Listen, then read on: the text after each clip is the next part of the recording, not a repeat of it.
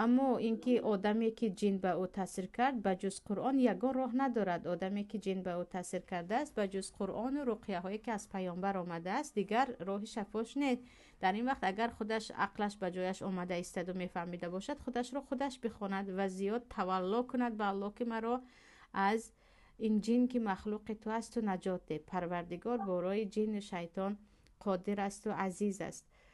لیکن گفته نه خودش قرآن درست خوانده نمیتواند. خواهران عزیز چرا در تاجیکستان قدر جن زده زیاد هستند یا بین تاجیک ها در دیگر ملت ها؟ من در بین چند ملت اگر این مدتی مهاجرت زندگی کرده باشم هیچ کس مثل تاجیک ها نیست.